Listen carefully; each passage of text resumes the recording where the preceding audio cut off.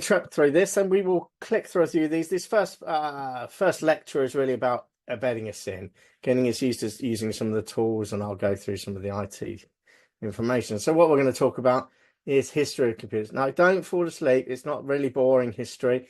We don't go into a lot of details, but it's worth understanding where computers basically come from. We will talk about IT roles, where you may be positioned, the positions you may be drifting into after you completed this course, and what IT is really all about. And then we're going to talk about some IT fundamentals, so the job under fundamentals, understanding what you are likely to be drifting into, what you're likely to be responsible for, your responsibilities, and the technical job and functions that you might be doing when you gain yourself a position. As with all these courses, we are open to your comments. We're open to your questions. People will gain more out of this content if you ask questions. Please smash anything up in the live chat in your Slack session. If you have any questions, if you have anything you do not understand, please do come to us and ask those questions. It's not just me that will pick those up. We have Stefan here, who's also going to pick that up. He's going to be our TA, our training assistant here. So he will be able to pick up your comments in there as well. And we will come back. You will get more out of this, the more questions that you basically ask, because it's my job to make sure you understand it. It's not my job just to bore you with PowerPoint slides, although we don't use PowerPoint really, but it's not my job to bore you with that. It's my job to make sure that you guys go away with the information that we're trying to get to you. So I guess any questions to start with?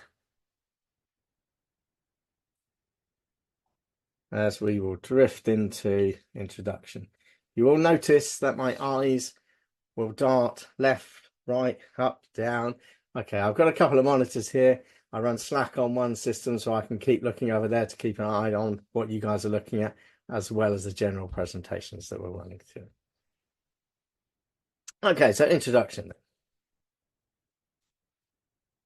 So technology, tech, whatever you fancy calling it, there is a definition to it. It's basically defined as an application that uses scientific knowledge for practical use. Yes, these things are supposed to make our life easier, better, more enhanced. Okay, it's used basically to create or complete simple tasks, no complex tasks, all tasks, to basically make things simplified for us, to help us with both communication as well as the doing part of IT. So the types of technology IT is used across the mechanical world, across the medical world, across communications and electronics.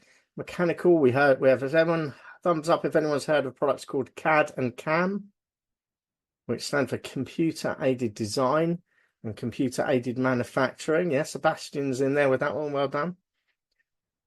Yeah, so this is where computer is involved in the mechanical end of things, designing and creating items used in the car manufacturing, all the way down to basically doing your own 3D printing and creating items for creating little Lego pieces at some point. So I've got a friend a couple of doors down, creates his own little Lego pieces, design and beautiful. And that's all done through the technology end of things. Medical, yes, we are driving into the medical society here. There is a lot of medical stuff that is used for technology, not just in the analyzing things, but we all hear about AI nowadays, and we'll cover that a lot more towards the end, where we're doing things such as using AI in the computer industry to help us catch things like early breast cancer, to do the breast cancer screening and items like that. It's also used for training medics, so training surgeons on artificial environments, both with a virtual environment, to help them carry out operations in a virtual environment so they're not risking people's lives when they're training, learning how to do some of these complex operations. It's used massively in the communications industry. Of course, we all know that telephones now basically have drifted over to being digital. So we will talk about things such as voice, which is voice over IP. We do that later on in the course. But as you can see, it's used across an awful lot of different fields. So don't think because you're going to get a job in IT that it's just going to be an IT field. It can be in any particular company across different platforms. So here's a fun fact. The term compute was never really about electronics in the first place. It's used from the 1600s. And it's basically first referred to as a person, not a machine, a person that did calculations. There's a famous book in front of you. I don't know if anyone would care to poke into the live chat exactly what that famous book is all about. Well, it's probably a bit of a long title, isn't it, really, to put in there? But that first book was really designed, well, that book that's on screen was designed or was written about the ladies that basically did all the computing for the lunar missions. So these were people that were sitting in the background doing all the high-tech calculations by hand, because the computers in them days wasn't really that great, shall we say. It wasn't really that great. That's a bit harsh, isn't it, really, considering they put a man on the moon with it. But it was very true to say the computing power that we now are so familiar with, I've probably got more computing power probably in this watch, definitely in this phone, than they had across the whole of the lunar landing systems. Okay, so that kind of gives you an idea of how computing has expanded and how exciting that particular industry can be. So that's some definitions. Computer nowadays is defined really as an electronic device that can perform various tasks following a set of instructions or program, depending if you like to call it that. Okay, so it processes things, it does what it said, it follows a set of processes, a set of programs that tell it to do things. They're also designed so they can communicate with each other over longer distances. Certainly the wide area network that we're now familiar with, WWW, allows us to communicate across the world, and it also allows us to communicate out into space, because we are still communicating with Voyager 1, Voyager 2, and all those ones in the astral planes out there where they're still at. And that is basically still all driven by computer systems. It also allows us to handle a massive amount of media data. We talk about big data later on in the contents, but it's become more and more prevalent that we have large language models that require massive data stores. So it is a lot about big data nowadays and how we manage big data. Now we'll go into that in a small amount of details, and we'll talk about cloud computing and other things later on in the class. But in general, this is a computer support specialist content, and not very specifically into some things such as our cloud computing, but we'll give you a damn good background to support those. So let's have a little discussion question. What do you do when your technology isn't working properly? You can put an answer into the live chat, or if you're feeling brave enough today, we might let you unmute yourself and you can have a little conversation. So what do you do if your IT systems, your technology, fails you? I'll give you a couple of minutes to type in there. I'll have a little drink of my tea today. One tea today, not coffee. Way too much tea. Switch it off and on again. Paul, it sounds like you've done frontline support desk already.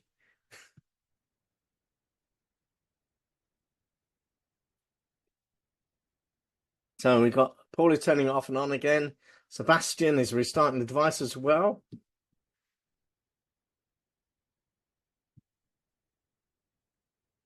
Write a ticket for an IT support team. Athanis, I really apologize for that pronunciation of that name. That was horrible. I'll try again. Paul Bird. Okay, troubleshooting. Okay, troubleshooting. We do cover troubleshooting later on, but troubleshooting is a big area. That's a big topic that we can cover. And we talk about the key responsibilities of troubleshooting and how we get from essentially a problem, issue, depending on which way you want to define it, to the solution at the end of the day. A lot of people are unplugging it. A lot of people are troubleshooting, a lot of people. So we all have ideas about what we need to do when systems fail. But how much of an effect, honest is it? How reliable are we with our IT systems nowadays? I know certainly in the past, well, in the not so distant future, if this beautiful little handheld device that I carry with me everywhere, crikey, they're like attached to our hips nowadays. If that ever failed on me, crikey, and I couldn't get access to it, how would I know what was going on? How would I know about my calendar? How would I be able to talk to people? How would I be able to do those general communications that we do with not only audible communications, but also communications through the chat bots and chat windows?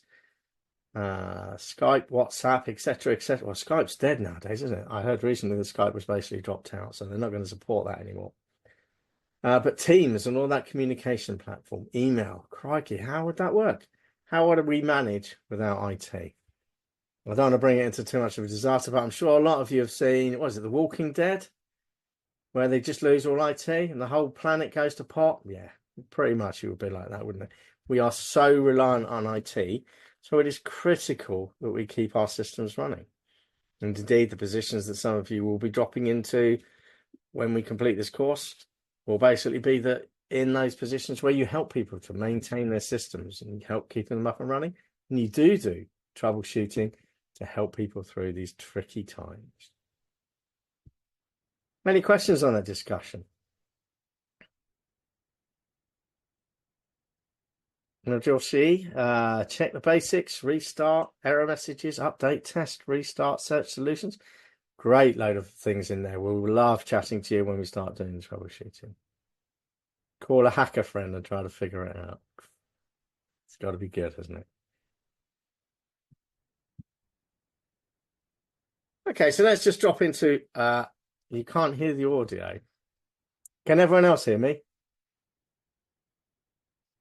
Okay, so we've got some audio.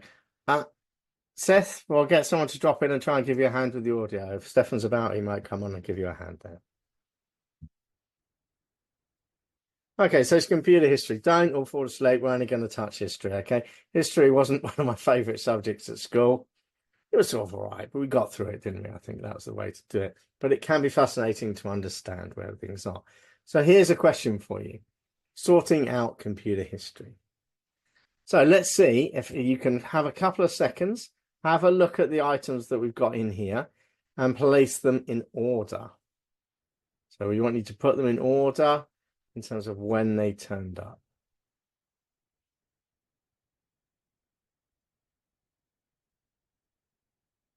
I'll read out the items. So we've got Grace Hopper develops COBOL. COBOL, beautiful product.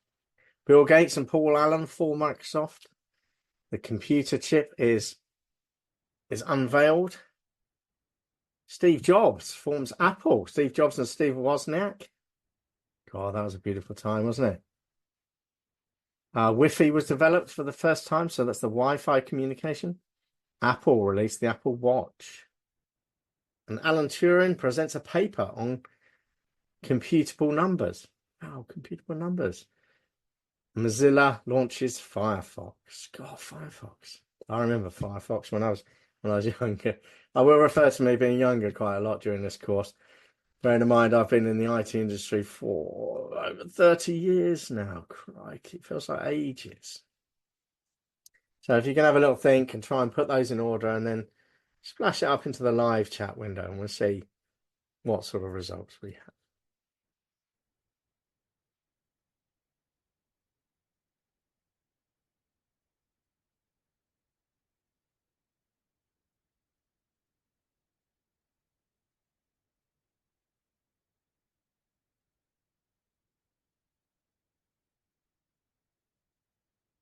Hopefully this will give Seth a chance to sort his audio out. Seth, let us know when things work. I sometimes find that the audio goes because I am attempting to play it through a speaker that is turned off or something. I've got a couple of monitors here that I know have got speakers in. And sometimes within Zoom, I have to go into the settings, which is the cogs menu. I'm doing this while you guys are thinking about what order the things are. Oh, come on. Boom. Fastest fingers first for you today, Kablan. We're expecting a lot from you. Well done. I'll let you know if it's right in a minute.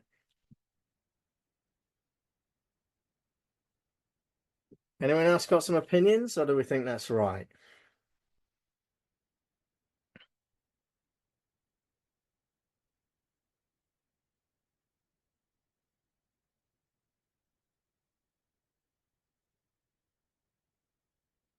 Give me another couple of minutes because we've got plenty of time today.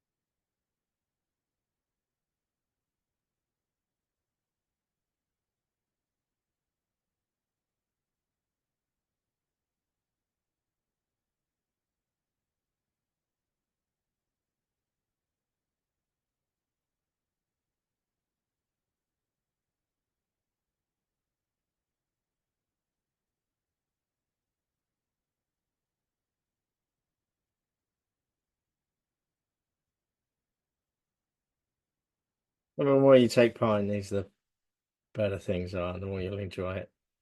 Certainly, the more you'll learn. So Sebastian thinks Apple came out before Microsoft.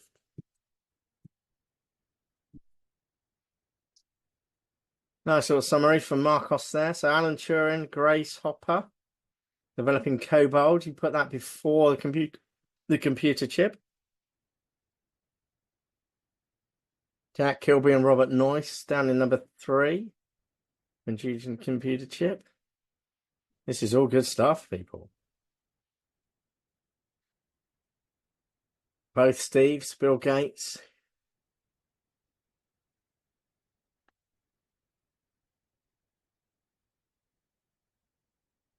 Oh, we're getting some different answers in here. That's good. Matthews. Okay, Alan Turing, a computer chip. Grace Hopper, Bill Gates and Paul Allen falling Microsoft. Steve Jobs and Steve Wozniak, Apple, Wi-Fi. Mozilla, and then the Apple Watch. Very good, people.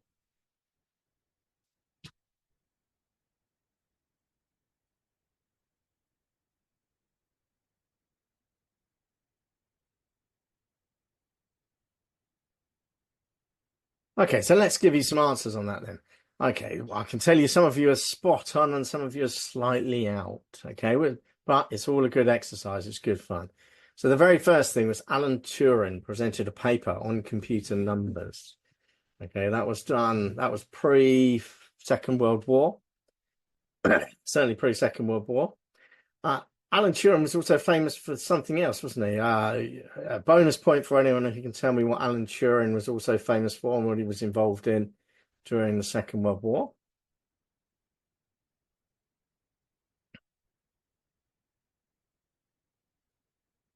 Enigma machine. Yes, well done. He created a machine that basically cracked the German Enigma machine. Indeed, this is considered to be one of the very first practical uses of a computer system, an electronic computer system. Because, of course, we all consider computer systems to have originated potentially from essentially punch cards that were used on looms, that were used for basically creating things such as carpets. Okay, and there was punch card systems that were essentially what they consider the first program, but that's a bit tenuous in the history. Okay, number 2 was Grace Hopper developing COBOL. So COBOL was actually a programming language that was used before the computer chip was unveiled. And we used to use things such as those big old-fashioned light bulb type things that you see in the movies before we invented computer chips. Okay, then number 3, definitely the computer chip was unveiled. And the computer chip really revolutionized things because the computer chip allowed us to go from rooms full of computers to a slightly smaller room full of computers. Okay, it allowed us to scale things down because the chip then allowed us to create things such as our personal computers. That was when personal computers were still big and chunky. And this is when Bill Gates and Paul Allen jumped on. Number 4, creating Microsoft. Out of his garage, apparently, is where he was rumored to have started that company. Dropped out of college, decided it was a great idea because computers were where it was going to be. He started building computers with Paul Allen in his garage. After that, number 5 was Steve Jobs. And Steve Wozniak basically formed Apple, essentially as a competitor to the Bill Gates and the Microsoft end of things. Number 6 was Wi-Fi. It was developed for the first time. Wi-Fi is beautiful because it allows us to communicate over distance without all those cables. God, we don't like cables, do we? They are good for basically proving reliability, and we'll talk more about that later. But yes, the ability to communicate without wires to local systems was absolute game changer, in my opinion. And then Firefox came out, and the Firefox came out during the era of essentially what was the browser wars, where we had loads of different browsers basically getting produced. I was still at Microsoft at that time, and there was a famous phrase that we were moving literally from being operating system dependent, where we were talking about, are you running Windows, are you running an Apple, are you running a Linux OS at that time, or we moved from that, that's really being important, to actually just being, what browser are you running? because the browser is going to be the key. Still hasn't quite flipped over to that. It's really important which browser you're running. Yes, but it's still not quite as key as the operating system that you're running. Bearing in mind, most of our information that we get nowadays is browser related. How many services do we have that are browser related? We run our emails off browsers. We run our internet searches. We do our bookings. We do everything. So, the browser is probably getting to be more important than the operating system. God, who still uses Firefox now? Let's have a quick show of hands. Who uses Firefox still on their systems? I say still, it's probably still pretty popular, but it's not one of the big ones now, is it? Anyone still use Firefox? Probably no one. Oh, well, I knew there'd have to be some diehard out there. Well done, Ernest. Still using Firefox. Maximilian. Yep, great. Oh, there's quite a few. Okay. At work. Good.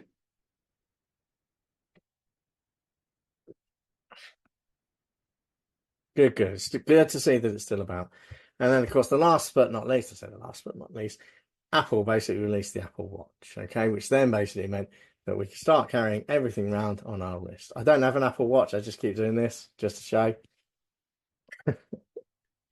Okay, so that's good. So that's the general order. Well, thank you very much for playing that little bit of entertainment with me.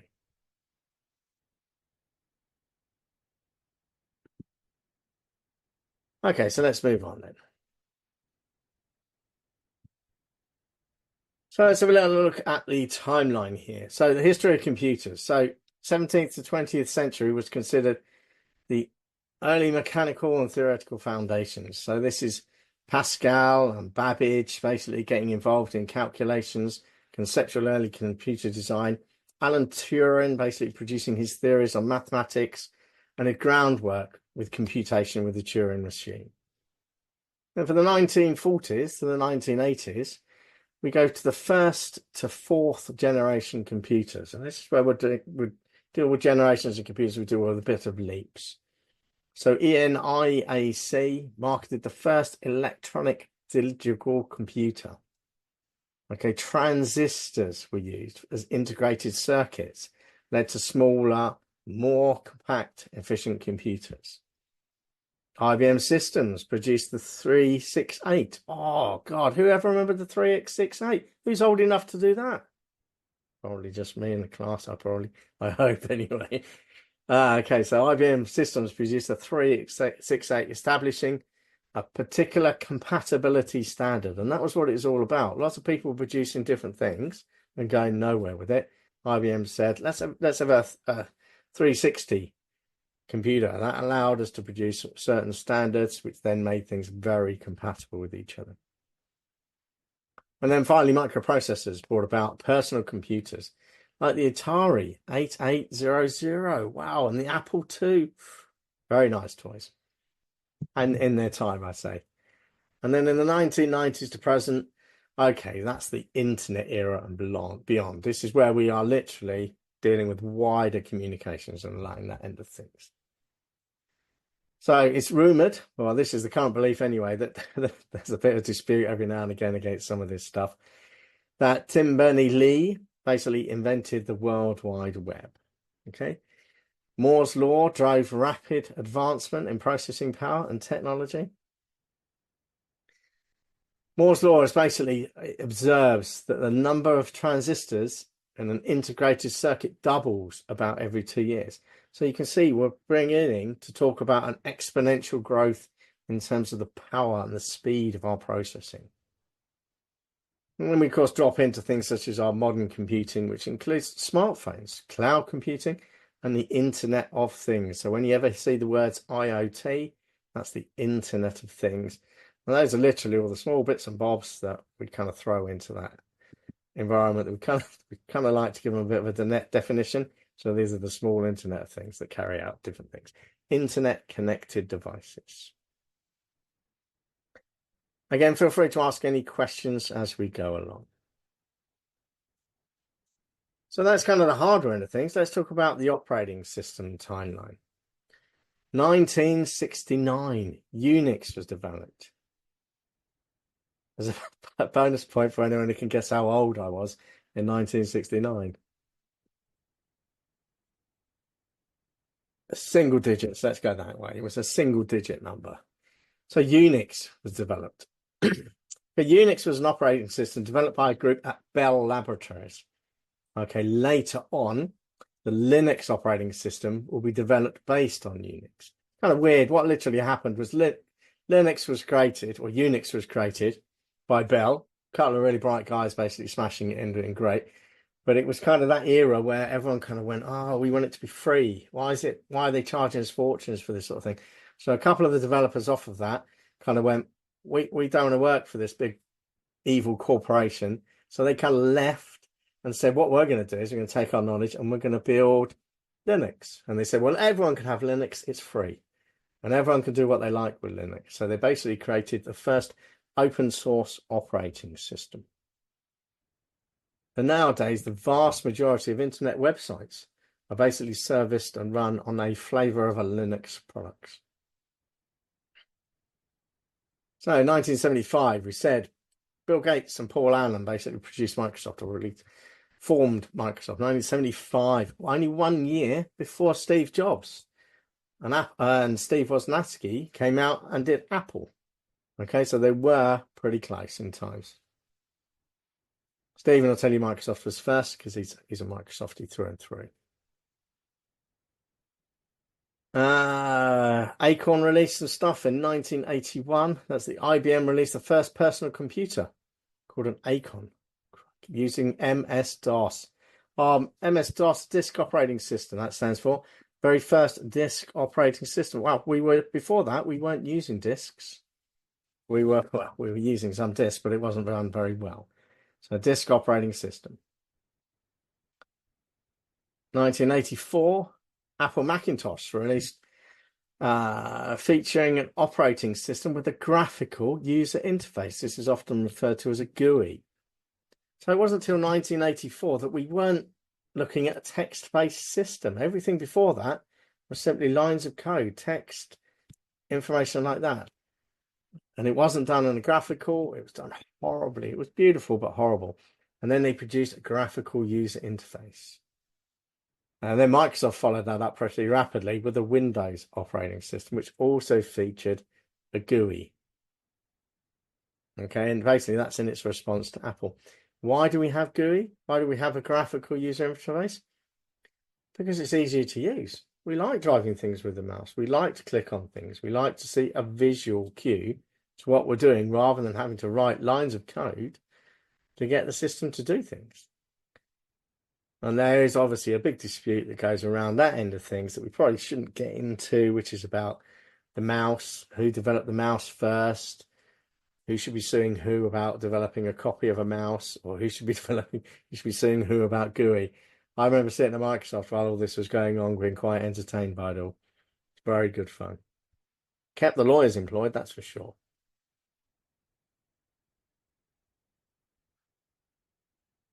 Okay, and then just to back that up, we can talk about processor timeline.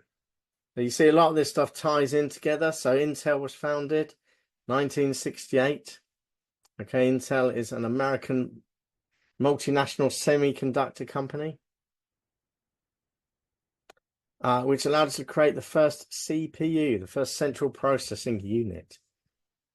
1969, AMD was founded. AMD essentially produced a different set of chips for the Intel. Intel followed that up with an Intel 8008. 8008.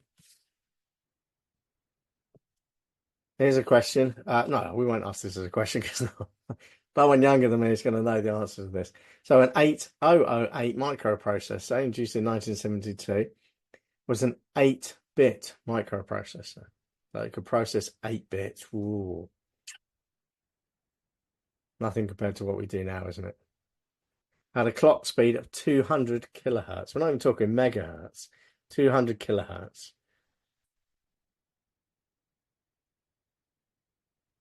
In 1978, then, Intel produced the 8086 processor. Okay, that was the first 16-bit microprocessor. Made a significant milestone in computer history. The first processor in the x86 architecture laid to be a foundational model. This basically meant they could then build and build and build. That was a 16-bit data bus. Whoa. 20-bit address systems. Okay, and a clock speed, wait for it, between 5 and 10 megahertz. Okay, it's widely used for a lot of the early computer systems. Then we had the 286 processor, and the 386 processor followed on from that. And that's again where we made leaps and bounds in terms of our processing power. So the 286 allowed us to do 16 bits with the 24-bit bus, and the 386 allowed us to finally get to 32 bits, still with a 32-bit bus address size. And again, as you can see, over a number of years, we're making leaps and bounds in terms of our computer power, our processing skills. But there's always been a bit of a rivalry between Intel and AMD. Apple are now producing their own microprocessor chips as well. Okay, and obviously, if you go to bespoke systems, yes, you can get special chips for special environments if you need those. But they tend just to be those main two chip processing manufacturers. Still very much true today.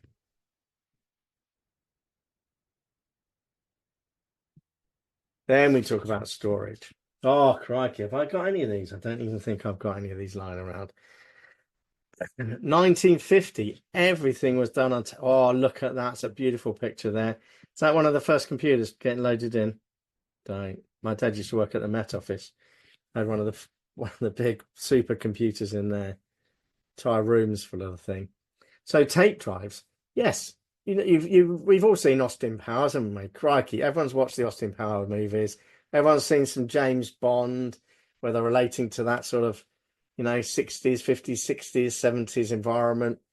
And you do see those massive tape reels that are stuck on the side, and they run tape from one to the other, spinning around. Those aren't lies. Those are reality. That's how computers used to get their programs and their data from the system. It used to be on massive tape drives. I remember when I was younger, one of my friends started working at the Met Office, and his entire job was literally to take those tapes on and off of the system.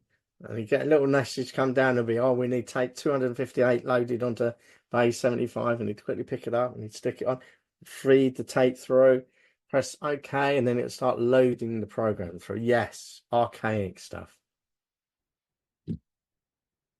Wasn't until 1956 that the first hard drive came out, first hard disk drive. Hold on. Why have we got hard disk drives before floppy drives? Yes, because they were invented before floppy drives. They were extortionately expensive when they came in, so they weren't that popular. So the first computers I ever really worked on were twin floppy disk drives. Oh, look at that. And they were the big 5 1/4 inch floppy disk drives. Not even your little 3 1/2 inch ones nowadays. I don't know if anyone's got any pictures of those sort of things, but crikey.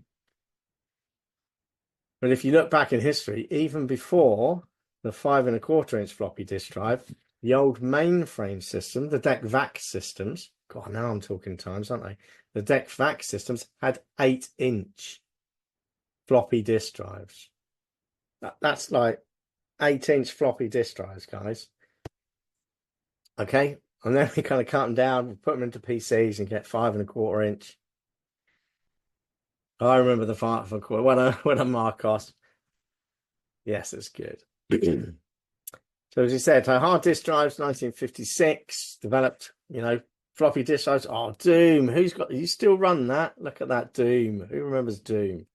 So that's the 3 1/2 inch floppy drives. Those are tiny ones. God, we dreamt how good they were. Bearing in mind, okay, the first floppy disk drive, the 5 1/4 inch floppy disk drive, originally held virtually no data at all. The first original one was 360 kilobytes. All right, kilobyte. We're not talking big, are we? Then they went up to a maximum of 1.2 megabytes.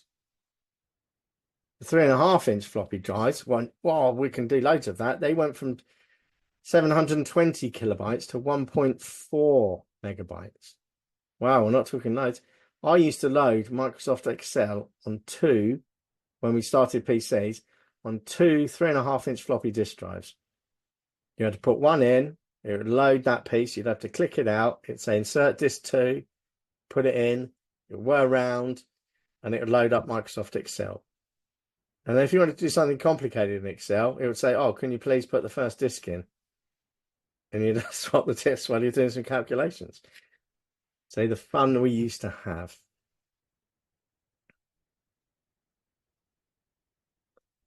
Okay, and then 1982, CDs came about and started revolutionizing things because they then were basically capable of holding 650 megabytes.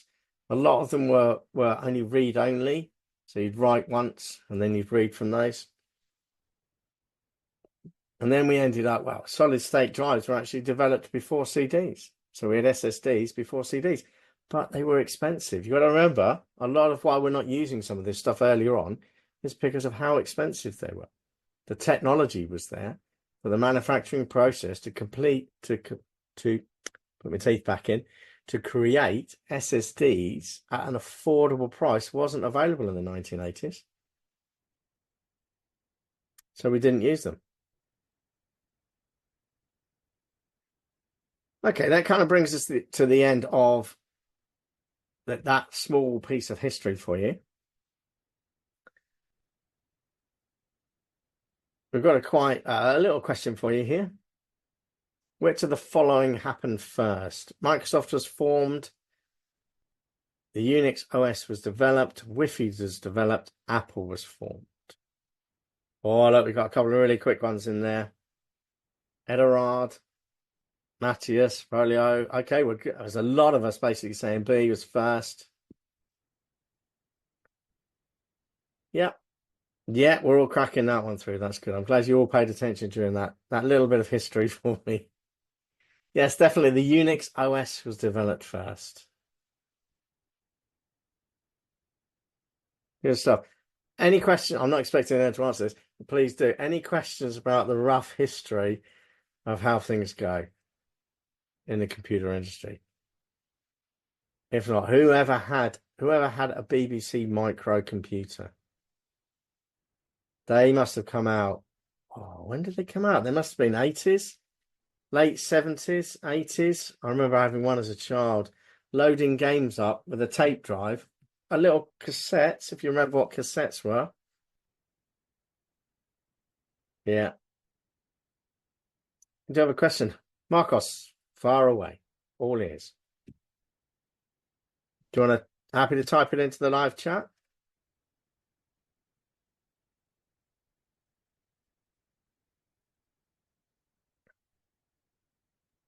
We're going to see Marcos is typing a question. Yeah, that's fine. We've got all the time in the world today. We've got a very relaxed lesson today. So more questions is great. Tin10B, spot on, well done. Unix was first operating system, essentially.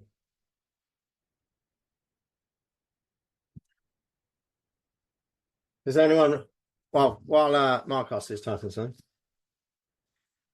does anyone recognize, oh, is it going to show properly what one of these is?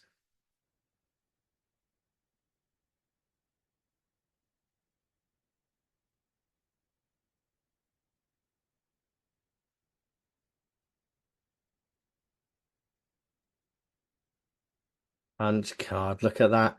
Masano, punch card. Beautiful. We'll have a little conversation about punch cards after we've had a chat with Marcos. There was a computer we used to have, an Intel 8888 with 4.7 megahertz, and I remember correctly. And there was a key in the desktop. Yes. Yes, they did. You used to be able to lock your computer literally with a key in the desktop. What fun that was. Nowadays we have passwords, don't we? Usernames and passwords. Punch cards. Okay, I've got loads of these punch cards. And to give you an idea, the reason I've got loads of these punch cards is because my mum and dad worked at the Met Office. So we were predicting weather. They used to put holes in these, and that used to be the computer program. They would punch holes in these, and when you wanted to load a program up into the computer, you would literally take a stack of these that had all the computer program punched into the holes. You would put it onto essentially what you would consider to be a scanner now, and it would read them in one at a time. And that would be your computer program. And that's how programmers used to produce things. No tapes, bits of card like that with holes in, telling the computer how to work the calculations. And this is why it's not, my mum's going to kill me for this. This is why the weather predictions when I was younger were absolutely rubbish. Okay, it's not true actually. They did some good weather predictions, but you can see the computer power that they were trying to use to essentially calculate what is a complex model of a weather system.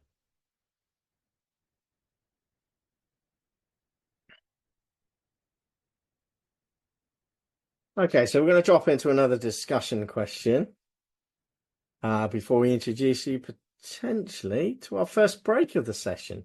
So a quick discussion question then. So think about the last times you used a device to get information. How did you access the information? What was the device you used? Feel free to smash it up in the live chat. Don't have to put anything embarrassing in their place. Smartphone from Paul. Yeah, so we're using smartphones. Mobile phone, smartphone. If everyone puts a phone down, I would not be surprised. Smartphone. Just now, laptop. Good to see you're in the present, Ronald. Well done. Mobile phone. And what stuff are we accessing? What are we accessing on our smartphones?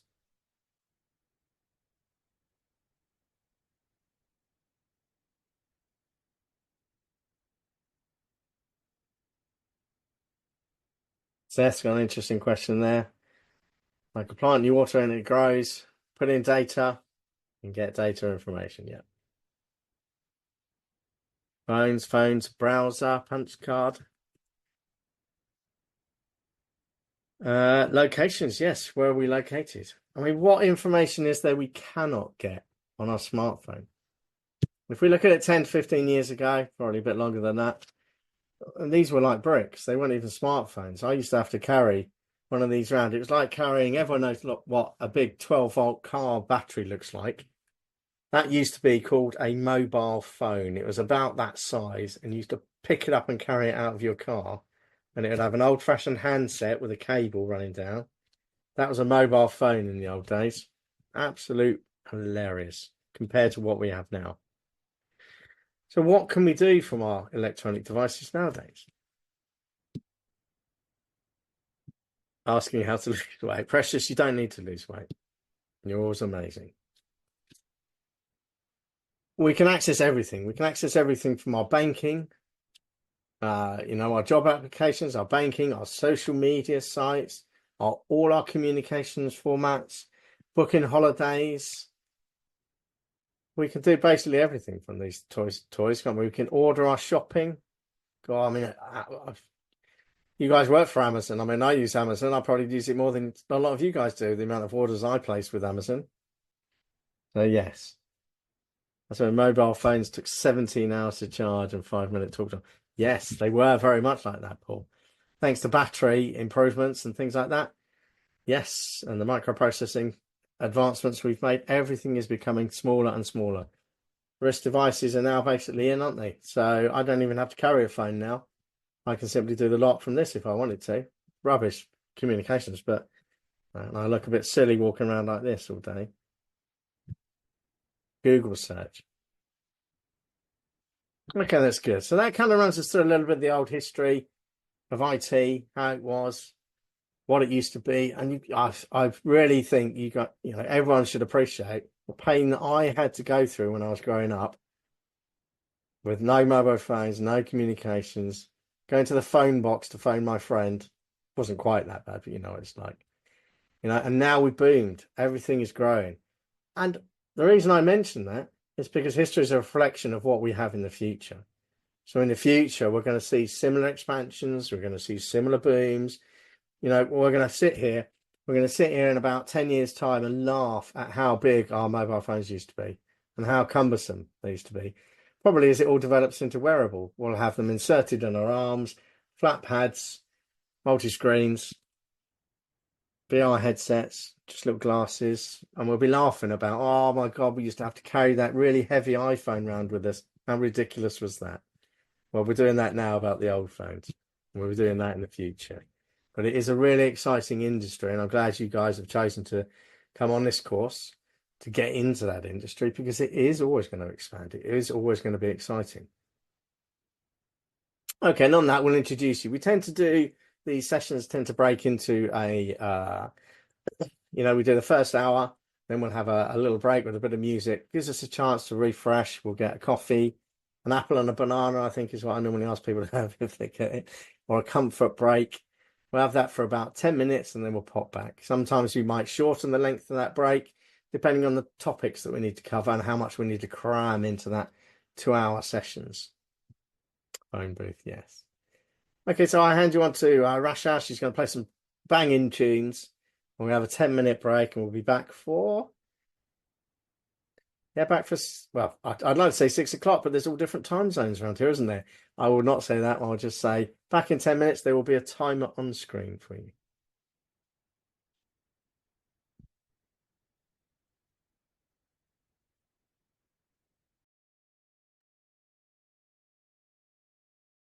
Well, welcome back, everyone. I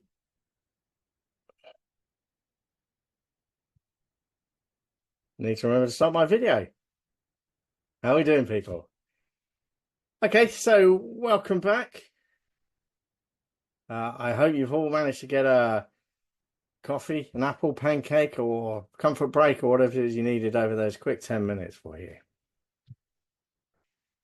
So we're going to begin the content. So let's see. Prince is stepping her front there, isn't she? Let's see. Thumbs up for everyone who can see the IT roles and responsibilities slide. Just to make sure I'm showing you the right bits, that is.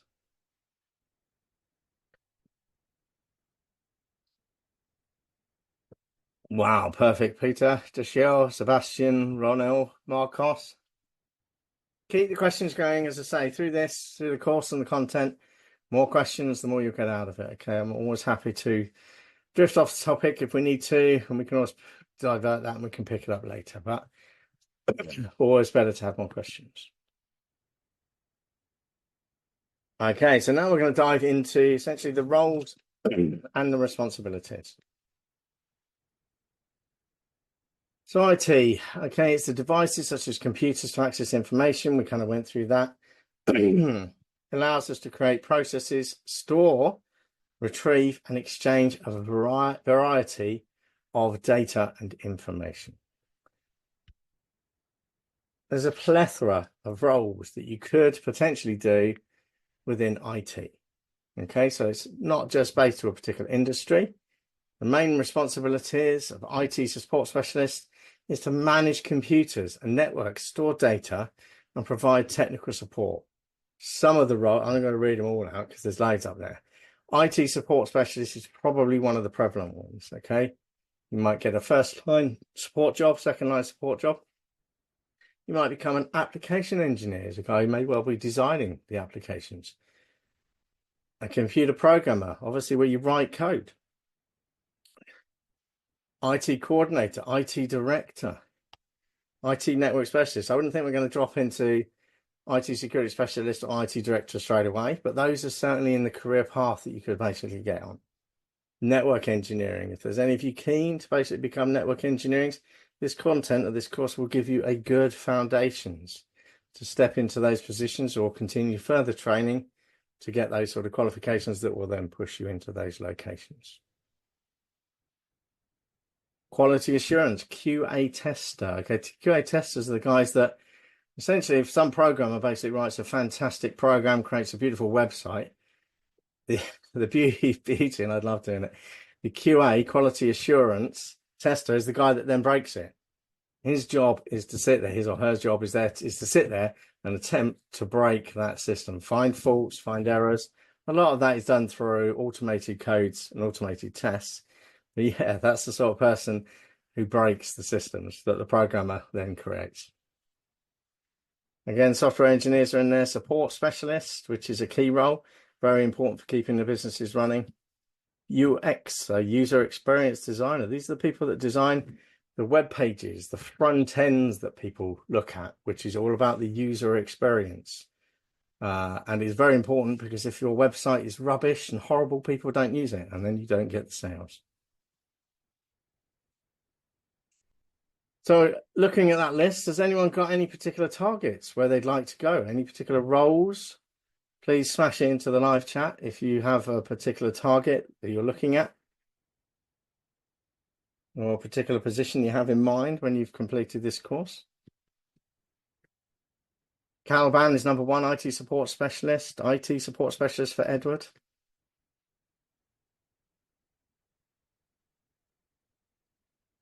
IT help desk support. There's a lot of crossover between those two. Yeah, definitely. Security specialist. Security's still out there. There's lots of good roles in security. So it's a step up, but it's definitely a great grounding we give you here for the security specialist. IT security after more training, Paul says in there. Well done. Quality assurance tester. Zachariah, have you one of these people who's got a bicycle at home or something like that that's in bits where you took it apart trying to break it and you can't work out where all the bolts go back in? I was pretty much like that when I was a lot younger, for sure. IT coordinator is a good position. Network engineering. Oh, these are the fun guys, network engineering. Yes, there's a lot of good stuff, certainly in data centers for network engineering or in big corporations. You've got to love chasing cables. I recommend you get yourself small hands. You've got small hands, you can do it. The amount of times I've had to reach through network cupboards to try and find where cables have basically gone and try to follow because they're all the same color half the time, trying to follow the same colored cable out the back, around the side, up the back, trying to trace where the cables go. Good fun, very good. Web administrator. Oh, web administrator, software engineer. Freshers, very good target. Be very good if you can do that sort of thing.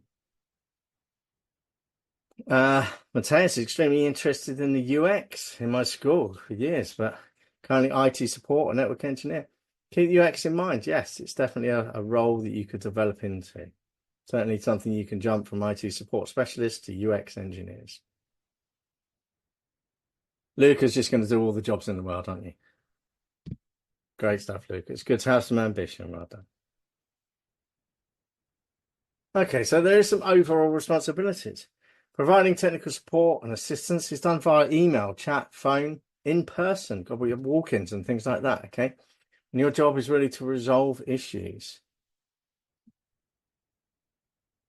So we'll talk about some of those things. So typical IT tasks that you get into, troubleshooting technical issues, yes. So we're talking about break fix, we're talking about identifying and resolving hardware, software issues that the users basically encounter. This involves a lot of analysis, error messages, system logs and diagnostics, or simply knowing what the user is basically talking to you. Network configuration and maintenance.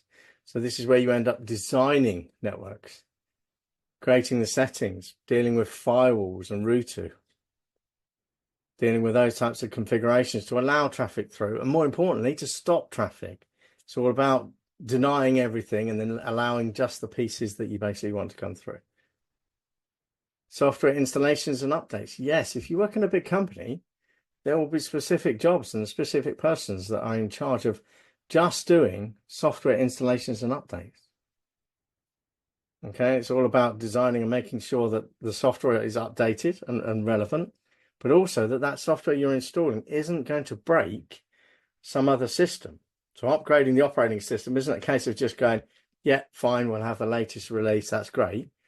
Because if that latest release isn't compatible with a web application that you're running, you don't want to put it on there because it's going to break it. So you have test environments for that. It's a very interesting role. Backup and recovery. Yes, we'll talk about backup and recovery implementation. Not, I'd like to say it's not that interesting. It can be interesting, it can be fascinating. It's really about processes and making sure processes are stuck to, and that you are backing up and able to recover. Backups are only as good as your recovery process. So backing up and recovering those particular data. And cybersecurity monitoring. Yes, there is a whole plethora of companies out there that do what is known as SOC, security operations centers. And they deal with all cybersecurity monitoring what's going on in other people's estates, looking out for error messages, looking out for multiple logons that could be suspicious, looking out for breaches, so pen testing, and vulnerability scanning. So basically tells them where things are basically incorrect, where things aren't up to date, where vulnerabilities could be, where a hacker or someone with malicious intent could potentially get in and either steal data, corrupt data, or cause all sorts of cyber security issues. Athanas, I am, someone's going to have to help me with that name. My apologies. You say doc attack. We'll have a chat afterwards so you can help me pronounce that. I can't keep getting it wrong, can I? Doc attacks, you mean doc or DOS? DDoS attacks, things in there. Defense and intrusions, cybersecurity, yes, definitely. So there are a lot of good cyber IT tasks in there. And we tend to divide, certainly, if we talk about technical support and things like that, we tend to divide it into two particular categories. There's what is known as a help desk.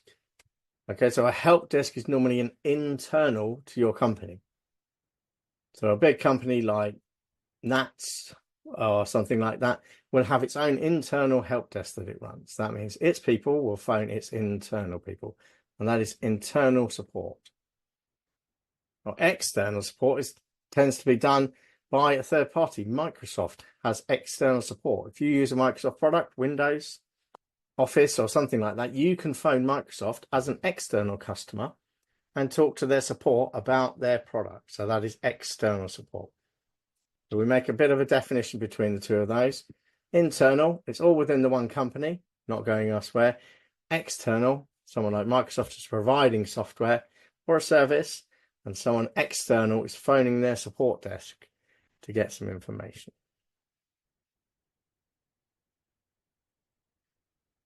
So here we go then. So quick discussion question. So suppose you call customer service to help you with an internet connection. Is the specialist you're talking to part of an internal or external support team? Oh, look at that. Fastest fingers first coming up there. Well done. Majausi, Sebastian in there, Paolo, Prince, Mateus, Cablan, external. Wow, we're all cracking through. It's good to see that you're getting these ideas really easy. Yes. So that is definitely an external support because it is a service offered by a third-party company. Great stuff. See if a couple of you smashing some details in there. So they all look pretty much the same. So whether you're dealing with internal or external side of things, a help desk or an external thing, you tend to provide assistance on a one-to-one basis. You'll get one ticket, you'll get one telephone call, you're speaking to one person, okay? All the services are monitored. So there's a service desk that is monitored service in terms of the queue that it comes in. And we talk a lot more about this later on in the content. And there's preventative maintenance checks that go on in terms of making sure things are up and running, maintenance and self-help content. So we all basically know, I mean, every time I go to something like a banking app or we go to a booking system, there's always a little self-help, isn't there? Microsoft has it as well. If you go onto the Microsoft website and go, I'm having problems with this, first thing it does is it directs you to a self-help. Is it something like this that you got problems with, sir? Before you then end up raising a ticket and getting online.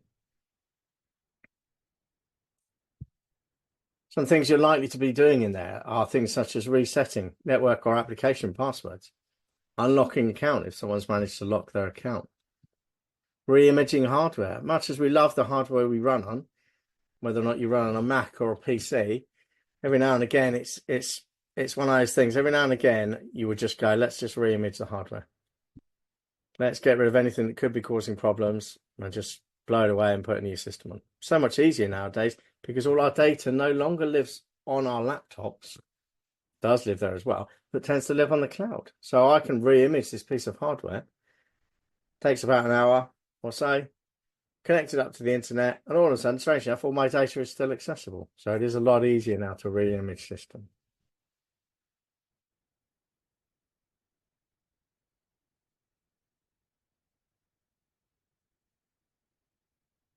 We also now, since COVID and probably before COVID, I got the amount of IT directors I had conversations with about why are we working in the office before we hit COVID, and now all of a sudden we're not working from the office, was incredible. Okay.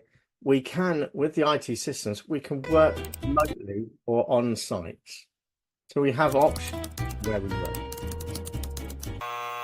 I don't know who's got that one. How to create a Microsoft account. Then Can someone who's turned their microphone on, turn it off? Thank you. Thank you very much.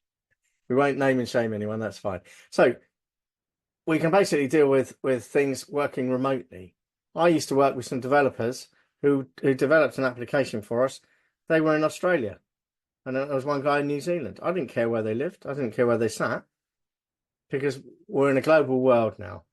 I can access people's systems remotely. I can fix them remotely. So we don't have to be on site. We don't have to be walking up, touching people's computers and fixing things.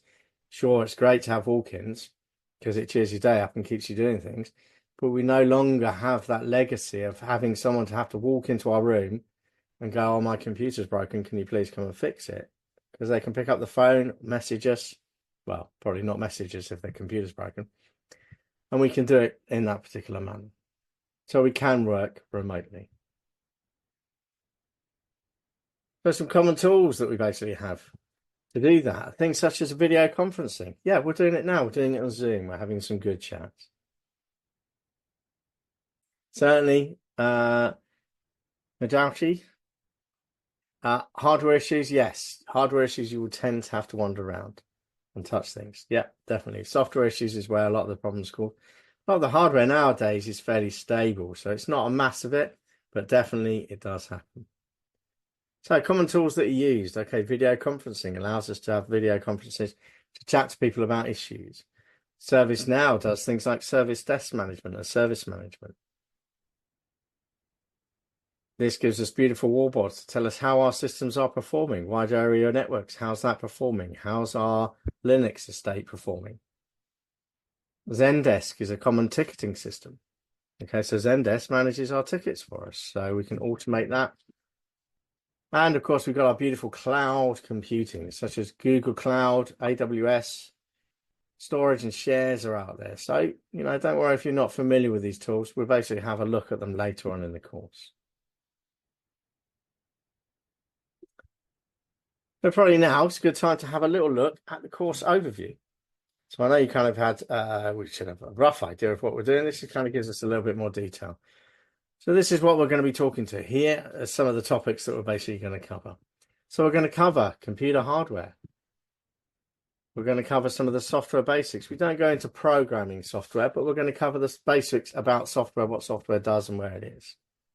We're going to cover our beautiful computer peripherals and architecture. These are the devices that stick on the side, cameras, etc., etc. And we're going to cover our operating systems. Okay, we're going to look at the Windows operating system, the Mac OS X, and Linux. Okay, we don't expect you all to have access to those. We don't expect the Mac users to have another Windows device sat next to them. We don't expect your Mac users to have a Windows device. We don't expect your Linux guys to basically have other ones.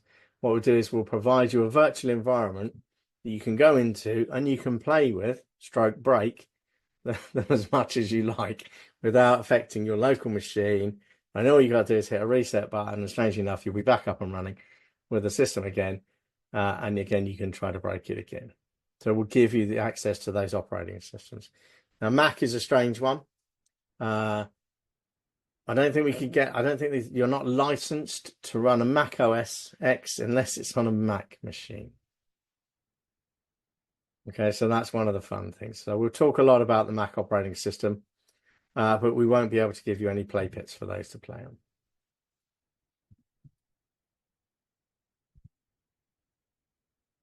We will also talk about troubleshooting techniques. This is one of the key pieces for anyone who moves into an IT service desk position, computer support specialist. Yes, troubleshooting techniques are key, and we'll give you a very good grounding at that. We'll talk about our mobile devices. Yes, I get to wave my phone again. Yes, our beautiful mobile devices, configurations, how they are, what they are, and what they can and cannot do. We will talk about our networks. We'll talk about wide area networks, local area networks, Wi-Fi. We will discuss around networks and we'll give you some great ideas on networking. And we'll talk about personal and business security. We do separate those into two separate lectures because personal security is different from business security. There's a lot more integrated stuff in business security and it covers a wider aspect. We're going to cloud computing. Yes, we love cloud computing. It is a beautiful topic to cover. I love covering it. We will go into cloud computing and we'll discuss what it is, all the terminology, and we will cover that in a certain amount of details. And we'll drop into things such as ticketing system. Again, a great piece of work if you want to become a IT support desk, help desk person, move into computer support specialist. Yes, ticketing systems you will need to understand. We'll talk about the flow of ticketing. We'll talk about other items such as that. We'll talk about professionalism. Okay, this is how you behave. You got to remember one of the critical things I always notice about working in IT is as soon as you step into IT, all of a sudden everything is open to you. If you work in an IT department and you get fairly high in an IT department, you have access to everything. So being professional about it, you have access to people's pay because you're in charge, strangely enough, of the account systems. You're in charge of the HR systems. So you, not to mention all the financial records, etc., etc. So there's a definite amount of responsibility and a definite amount of professionalism that needs to basically be happening. And if you're on the first line support desk, help desk, you are quite often front line for that company. It's what people see. Someone phones Microsoft and speaks to a Microsoft representative. That frontline support guy is representing Microsoft. So you've got to be professional in those environments. We'll crack some remote support, how we do it, do's and don'ts of that. We'll talk about some virtual machines. Virtual machines is not just about cloud computing. We'll talk about virtual machines. We will cover backup and recovery. And I'll constantly say your backup is only as good as your ability to recover that data. And we'll go into some details on that. We will also drop into the future of IT. So we'll have a good chat about what could be off in the future.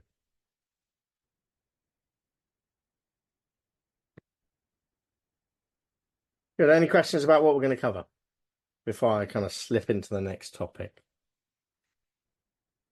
Does that kind of cover the stuff that you're all expecting to? Thumbs up if it does. Add a comment if you think, you'd like to cover some things or you're here for anything particular.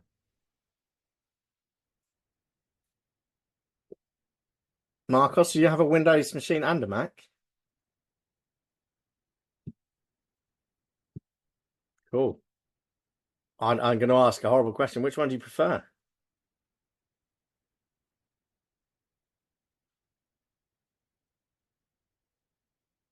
MacBook's old. Yeah. I think it's one of those interesting things that Apple did was PCs were cheap and Apples were expensive. Apples were better, yeah, sure, but they were expensive. Mostly Windows. Yeah, that's fine. It's good. You'll be great at doing some of the Codio tasks that we have for Windows.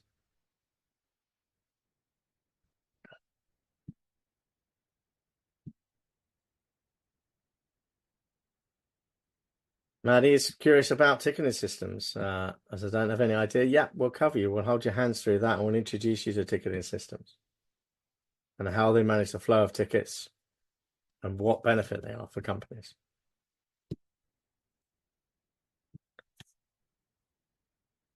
Good. So now we are going to drop into the course assignments. So there are some assignments. Rasha's going to correct if any of these are incorrect on you there. So you're looking nervously around. We have 3 mini projects that we give you. And these are fun mini projects, but they are sort of graded. So these are things you kind of go away. We give you a bit of a task. We say, build this particular network. Not to build the network, but draw diagrams for this network and off you go. Bring it back to us and we'll have a little look through it. So we'll do 3 of those. We have 3 quizzes where we kind of give you some questions and answers.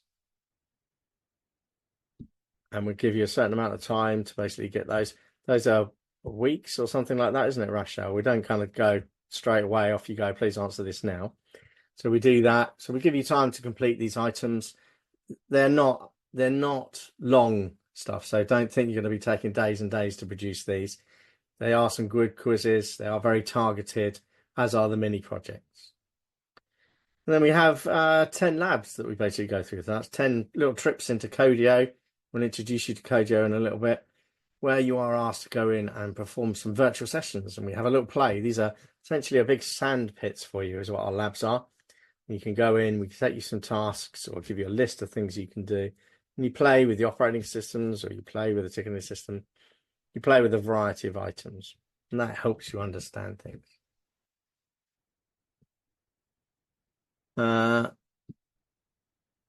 Sham asks there, are we going to learn any configuration techniques? Yeah, we'll talk about some configurations for Windows, Linux, and the Mac OS X. We'll talk about that. We'll probably talk about configurations for networking and security configurations. We'll talk about some firewalls, lightly, routing, and all those entries. So yes, we will talk about those items.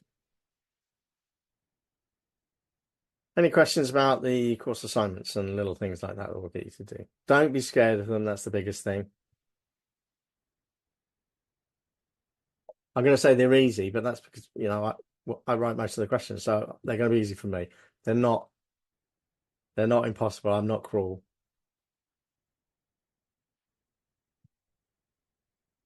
Okay, let's drop into quick glance at Codio. Okay, so Codio is an online platform that basically allows us to integrate a development environment, so a play pit, where you can basically do some coding, programming. We tend to use it for virtual machines.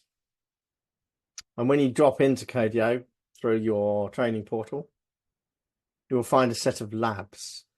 And the labs you will be able to access, and they will have instructions there. So you can see that you have an introduction to the lab that will tell you some details about the lab.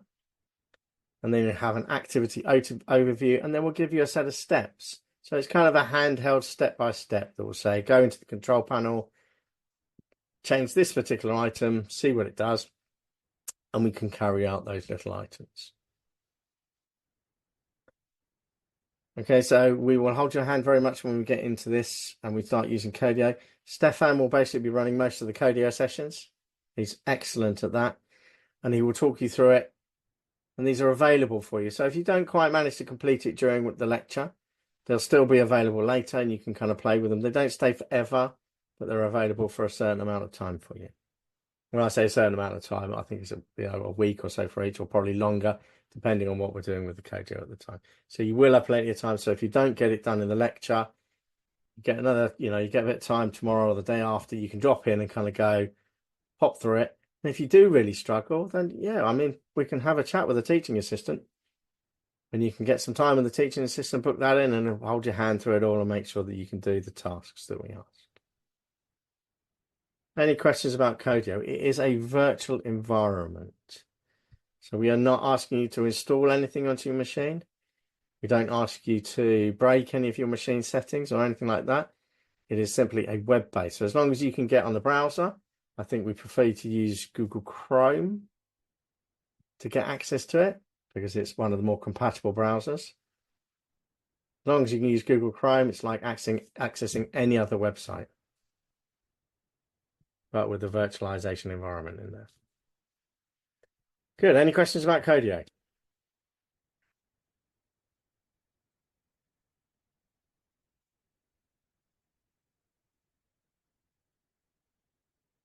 Give me a couple of seconds just to type anything if you wanted.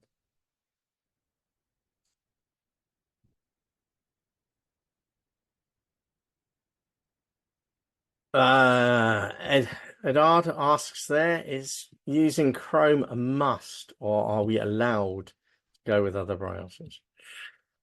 Yes, it's not a must. Okay, we advise you to use it because we know it works with it. Okay, that's why we test it. That's why we do all our programming for it.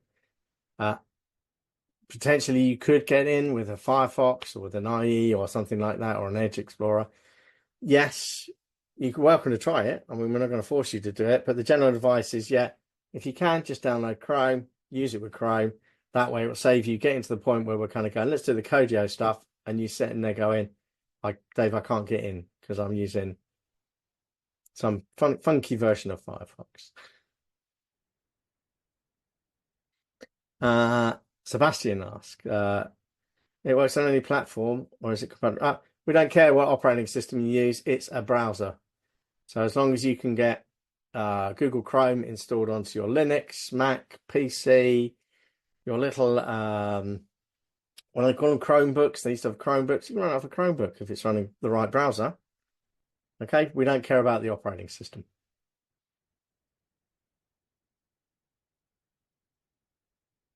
Great. Any other questions about Codio before we drop in? Good stuff, people. Good stuff.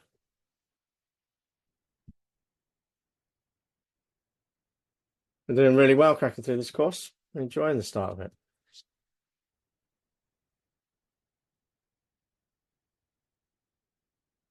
So theoretically, we can use it from a smartphone. If it's running the right version of Chrome, theoretically, yes. Would I want to use a virtual environment on a smartphone? I don't know how big your smartphone is, but mine's only a little one. I only like a little one because that's what fits in my pocket. So, potentially if you're using a big one, yes, you could. Would I advise it? You're probably going to lose a bit of it because you probably need keyboard access as well as mouse access. And it's, I have to wear glasses already for driving. I couldn't do the lot off a phone. Worth a try. Tis, yes. Do it from an iPad or something. Okay, so part of what we target this course as, got a couple of questions. Are we trying from an iPad? Okay, Sebastian. Try and get it checked before we dive into it, but yeah. Good news, we can use a Chromebook. Yeah, as long as the Chrome version on the Chromebook is compatible, yes. So it should be fine on that. So as I say, part of what we are targeting, it's not a total target. Part of what we are targeting is the CompTIA A+ certification. Now, we do target very much the content of that course and that exam qualification, but we do cover some additional pieces around the side. Okay, because it's unfair just to go, we're going to do CompTIA A+, because that doesn't give you what I would consider to be the best foundations for them moving into the right job. It is a good industry standard qualification, and that's why we target it. So a CompTIA certification, it's a globally recognized certificate.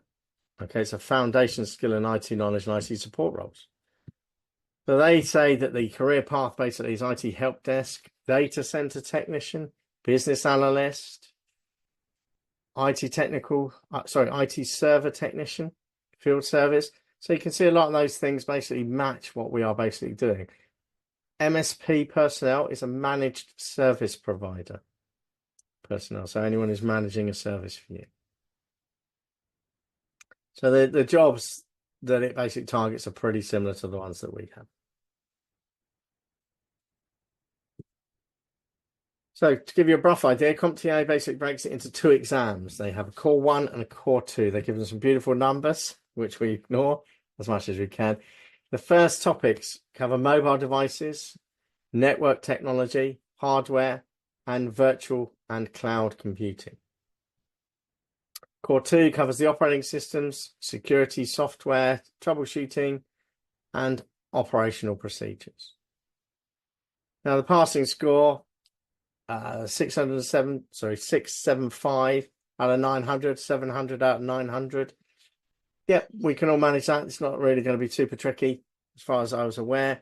Total questions is 90 questions per exam, 90 minutes. So you've got 1 question per exam. We'll go into some more details later on because we do have some prep sessions. So the question types are multiple choice questions. These are well familiar with multiple choices. Is it A, B, C, or D? Drag and drop questions, where we simply need to drag particular answers across the screen into some locations.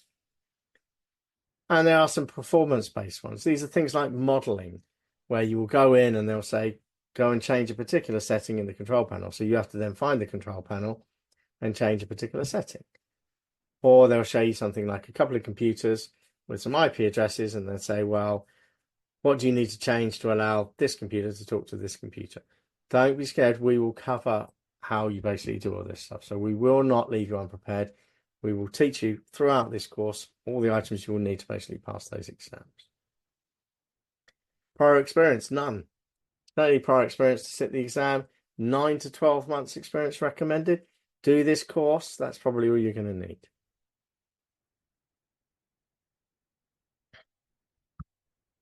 So something like your performance-based question here. We can see an example there where they are talking to switches, routers, and it's a simple configuration change.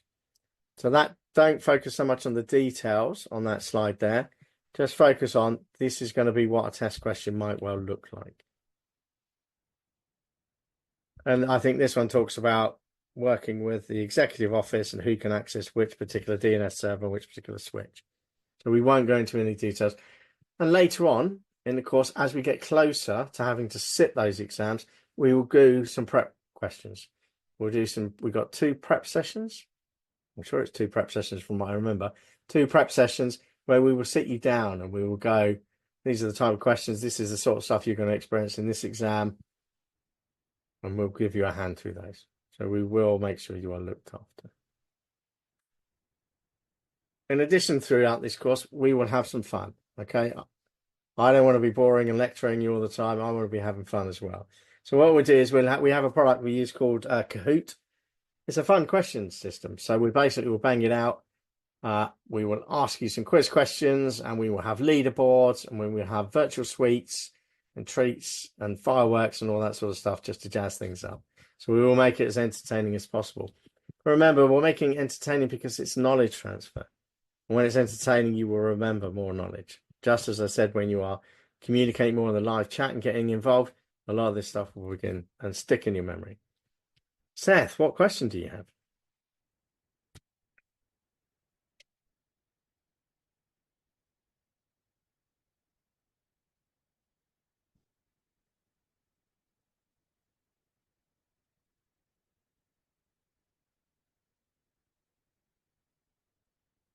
I'm going to handle Seth's question first.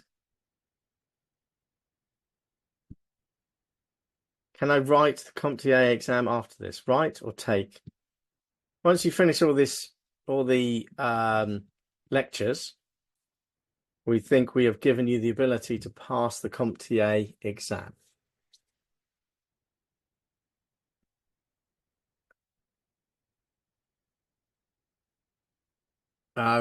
Rasha, are you able to handle Cablans? You want to do that now? Yes. Let me clarify this point. Yeah, so as part of this course, yes, we will prep you for the certification process, but the cost for the exam will not be covered within this course. So yes, just to clarify that point. Thank you.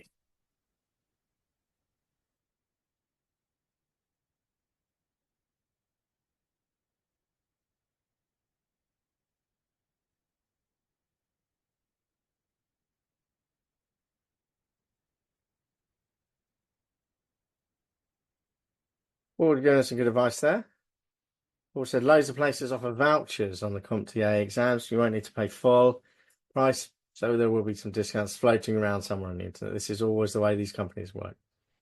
And part of that is, it's market driven, isn't it? They know full well if they get you into doing the CompTIA A+ exam, then you're more likely to want to go and do the other CompTIA exams further on from that.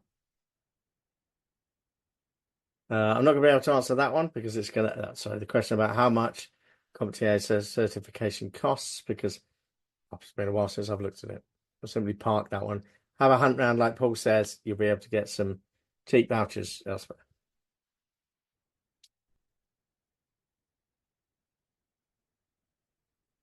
A lot if you go networking, security, and A+. So really, we just need the A+ exam. That's the one we're prepping you for there. Precious.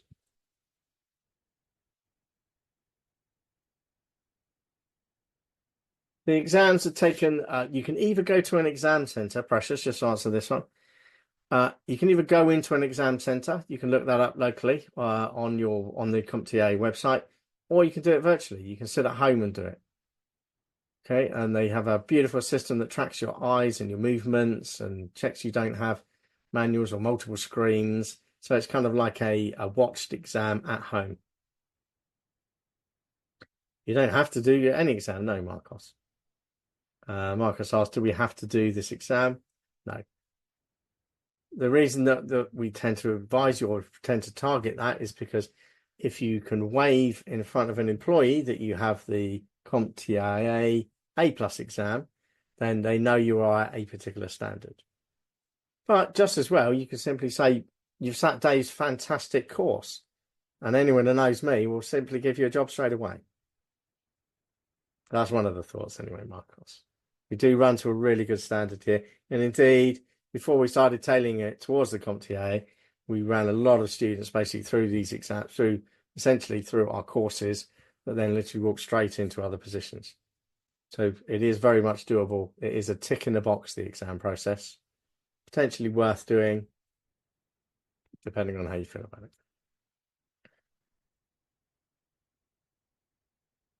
Good. I'm glad I got those questions for you guys.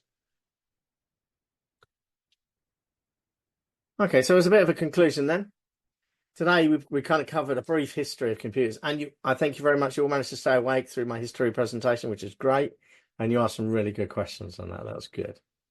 So we covered what IT is. So we covered the basics of IT and what the concepts are, and the responsibilities of the IT person. Remember, as you drop into the IT world, you gain access to an awful lot of stuff that you wouldn't normally have. And we kind of covered what's included in the course and some of the tools we've used. We didn't introduce you so much. We talked about Codio. We haven't introduced you to Kahoot yet, which is a comedy thing, which I love doing. Okay, so we will basically get on to using those as well. So it kind of brings us towards the end. We're here for questions and answers. Okay, please feel free to throw any questions in. We'll pick it up as it comes along. Chris has basically said you can visit the CompTIA website to register for the course. Yep.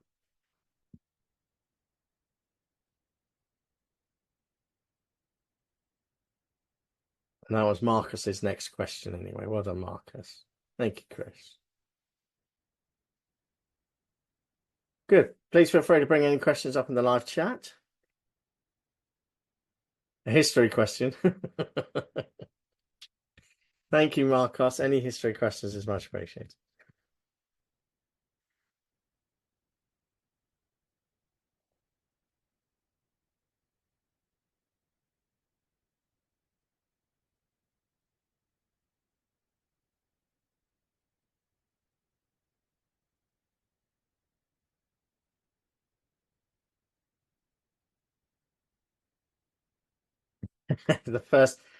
Isn't the first ever computer the one they found in Greece? Oh, I don't know actually. It's really weird because the definition of a computer was, I don't know. It's always one of those ones that was kind of hotly contested. It's like who invented the www. Well, you know, we're not really sure. Was it a guy in Oxford, or was it a guy in Cambridge, or was it someone over in the States, or you know, where was it invented from? You know, we know that people like Babbage and people like that were using punch cards to do looms. So they were using good old-fashioned punch cards with different holes in, and they put it in the looms that used to make carpets. And the idea was when there was a hole, it let the what do you call it? I want to call it a dolly, but it's not. Someone might know, God knows. Literally let the threads shoot across. Shuttle, that's what it was called, I think it was. And let it shoot across. And that's how they got the patterns. So they had a set of punch cards that represented a set of patterns. So that then allowed it to produce a pattern on the carpets. So that essentially was the first ever, what we determine as a program, but first ever computer, could be anyway. I mean, you could look at abacuses and go, they're sort of a semi-computer, and they were used in China well before BC, weren't they?